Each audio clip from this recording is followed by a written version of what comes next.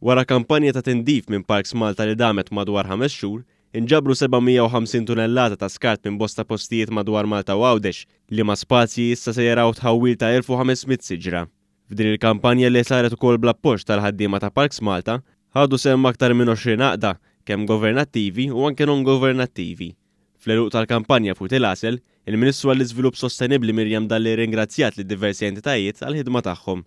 Hija sostniet li din l-inizjattiva għandha sservi wkoll bħala tifkira biex nieħdu ħsieb l-ambjent ta' pajjiżna u spjegat li fil-fatt l-iskart miġbur ma nġabarx biss mill-widien. Parks Malta nidew inizjattiva fil-xhur tas-sajf li ġibdet attenzjoni li ġbarna flimkien numru ta' organizzazzjonijiet u anki ħaddiema minn entitajiet differenti, inkluż mal-ħaddiema ta' Parks Malta nfushom, fejn għamilna dawn ix-xhur propju sa issa niġbru skart mill-widien, mill-baħar u anki minn spazji miftuħa madwar il-Gżejjer Maltin. Intant id-Direttur Ġenerali ta' Parks Malta Idrin Attart qal li dawn l-inizjattivi huma pass importanti lejn il-konservazzjoni tan-natura Maltija. Żied jgħid li din il-kampanja wriet li bosta qdiet non governattivi jridu jaħdmu mal-Gvern għal miri komuni tagħhom.